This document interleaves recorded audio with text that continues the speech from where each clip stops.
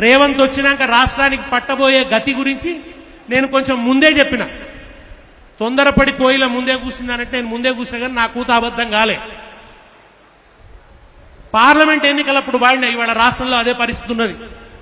రైతు బంధు గోవింద, రైతు బీమా గోవింద, రైతు రుణమాఫీ గోవింద, బోనస్ ఇచ్చుడు గోవింద, గోవింద హరి గోవింద, అన్ని పథకాలు గోవింద, 6 గ్యారెంటీలు గోవింద, అంతా ఉత్తదే గోవింద, గోవింద హరి గోవింద, రేవంత్ వస్తే గోవింద, దళిత బంధు సుఖ గోవింద, బంధు గోవింద, కళ్యాణ లక్ష్మి గోవింద, షాది ముబారక్ గోవింద, గొర్లు వంచుడు గోవింద, చేపలు వెంచుడు గోవింద, అన్ని ముంచుడే గోవింద, అడిగితే దంచుడే గోవింద, గోవింద హరి గోవింద, రేవంత్ వస్తే గోవింద, మిషన్ కాకతీయ గోవింద, మిషన్ భగీరథ గోవింద, ఇక బిందెలు మోసుడే గోవింద, మళ్ళా బోరింగ్ గొట్టుడే గోవింద,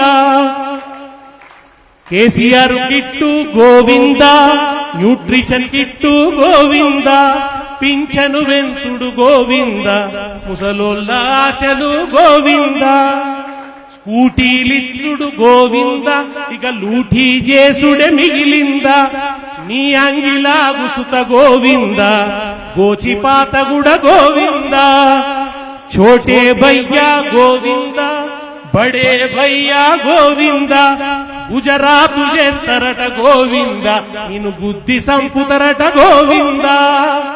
ఇది ఇవాళ రాష్ట్రంలో నడుస్తున్న పరిస్థితి. ఇవాళ కుప్పల దగ్గర కుప్పగూలి చచ్చిపోతున్న రైతుల బతుకులు మళ్ళా బాగుపడాలంటే, మోసపోయిన నిరుద్యోగులకు న్యాయం జరగాలంటే, ఉద్యోగుల డిమాండ్లు నెరవేరాలంటే, రిటైర్డ్ ఉద్యోగులకు న్యాయం జరగాలంటే, మళ్ళా వ్యాపార వాణిజ్యాలు పుంజుకోవాలంటే, రియల్ ఎస్టేట్ కుదులు పడాలంటే, మళ్ళా పెట్టుబడులు తెలంగాణకు వరద పారాలంటే, మళ్ళా దేశంలో తెలంగాణ ప్రతిష్ట నిలబడాలంటే, కేంద్రంతో కొట్లాడాలంటే, ఇక్కడ ఈ రాష్ట్రంలో సామరస్యాన్ని నిలబెట్టాలంటే, సకల జనులకు సంక్షేమాన్ని పంచివ్వాలంటే కేసీఆర్ రావాల్సిందే. అందుకే ఇవాళ తెలంగాణ ప్రజల నినాదం కాంగ్రెస్ పోవాలే, కేసీఆర్ రావాలి. కాంగ్రెస్ పోవాలే, కేసీఆర్ రావాలి. కాంగ్రెస్ పోవాలే, కేసీఆర్ రావాలి. జై తెలంగాణ.